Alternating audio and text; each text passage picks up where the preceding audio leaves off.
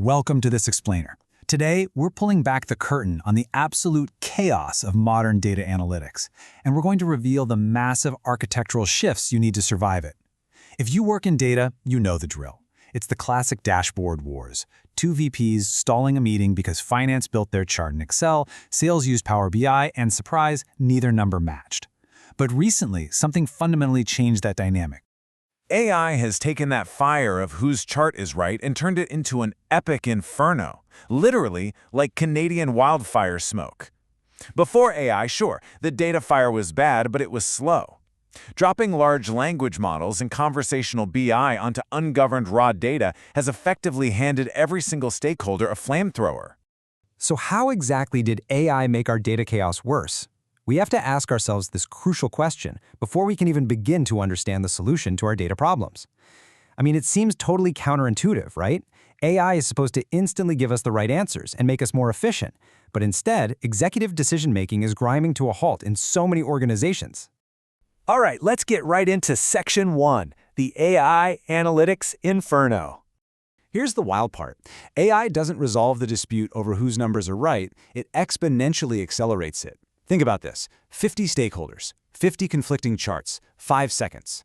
In the legacy era, building a conflicting report took a multi-week Jira sprint. Today, AI allows 50 people to generate 50 completely different, official-looking numbers in literally under 5 seconds. Instantly, nobody can see through the smoke. And why does unanchored AI spread the fire so fast? Well, an unguided LLM creates an incredible velocity of friction. First up, we've got plausible accuracy. The AI writes these sleek, syntax-perfect SQL queries that execute in milliseconds, so naturally, people assume the math is authoritative, even if it totally missed refunds or test accounts. Second, semantic divergence. If marketing, product, and finance all prompt an AI for revenue, the AI doesn't know their distinct departmental nuances. It just writes 3 different queries, yielding 3 totally different totals, leaving executives completely unable to see through the smoke. Which brings us to Section 2, speedrunning data friction. This leads us to the ultimate paradox of modern data. Our industry is obsessed with zero latency. We have these absolutely incredible high-speed execution engines now. But fast compute running unverified SQL just gives you instant wrong answers at scale. When high-speed engines pair with conversational LLMs that lack real business guardrails, you aren't accelerating insight. You're just getting wrong answers, way faster. And if we try to solve this by pushing all our business intelligence behind abstract conversational interfaces, we fall right into the abstraction trap. First, there's active prompt fatigue. Let's be real. Business users don't want to play prompt engineer every single morning just to do their jobs. Second, we lose visual context in storytelling. A text response saying revenue is 1.2 million completely lacks the spatial context like seasonality or regional trends that a good chart provides. And finally, the plumbing paradox. If AI spits out a snappy answer, executives assume the AI did all the heavy lifting, and suddenly, the ROI of the human data team just vanishes from their perspective. So let's look closer at how users actually want to interact with data. Contrast the active, tiring effort of formulating AI prompts with the passive, instant scanning of visual executive dashboards. Executives rely heavily on passive monitoring, scannable visual dashboards, trend lines, and automated alerts to digest operational metrics in seconds without typing a single word. Drag-and-drop visual presentation isn't dead at all, it's just shifting. Let's pivot to Section 3. Enter the duck stack. So what is this new decoupled architecture? It's known as the duck stack. Think DuckDB, MotherDuck. These are high-speed, frictionless query engines that execute in milliseconds on local or cloud data, completely eliminating the need for heavy, monolithic enterprise data warehouses. It replaces bloated, slow warehouse compute with instant, serverless execution. You can analyze data directly, incredibly fast, and with drastically less infrastructure. It completely collapses the distance between raw data and business logic. And financially, enterprise architecture is shifting dramatically. In the legacy stack, you paid a massive seat tax, high per-user monthly licensing fees just so someone could passively look at a dashboard. With the modern Duck stack and conversational BI, licensing drops to near zero thanks to open-source engines. And that expensive fixed warehouse compute, it shifts to low serverless compute. But notice that bottom row. The budget doesn't just vanish, it shifts. You stop paying expensive software seat taxes and you start investing in highly skilled semantic talent. Moving right along to Section 4, the semantic firewall. Think of the legacy workflow as a massive smoke hazard. Metric formulas were totally ungoverned, hard-coded inside individual reports, or dynamic prompt instructions scattered across departmental silos. The modern, governed workflow creates clear skies. It uses a centralized code-first semantic layer as a single source of truth, fundamentally constraining the AI's context.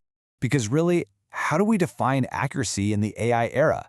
You simply can't rely on the visual report layer anymore. You absolutely must establish governed semantic modeling, using tools like dbt, Cube, or metric flow as a mandatory firewall before any high-speed query engine or AI agent ever touches your data. By constraining the prompt, you instruct the AI to query pre-tested, standardized metric models rather than just firing raw SQL at messy base tables. It moves us from passive to active alignment.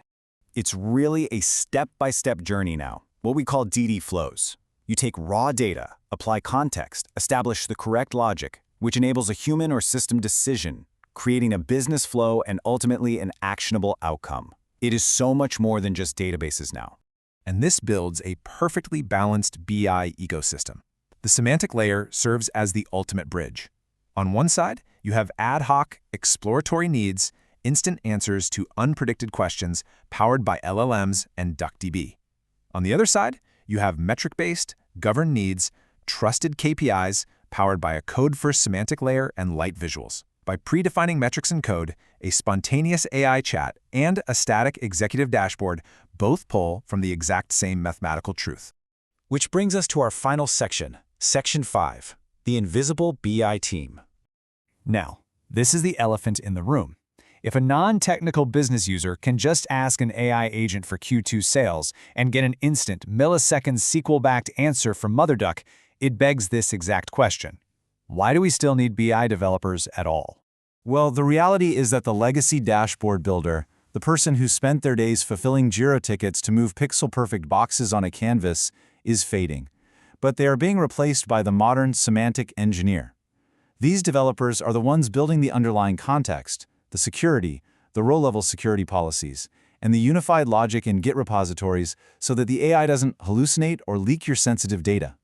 Developers must evolve into context analysts. They have to adopt a product management mindset for data, focusing on the outcome over the output. It's all about navigating complex socio-technical systems to figure out what a metric actually means to the business. Then, feeding the AI engine by engineering model context protocol servers, that connective tissue between AI and data tools, along with system prompts. They eliminate divergence so that when marketing and finance ask AI about revenue, they finally get the exact same answer. They become like plumbing or the electrical grid. Nobody notices the underlying architecture. It just works.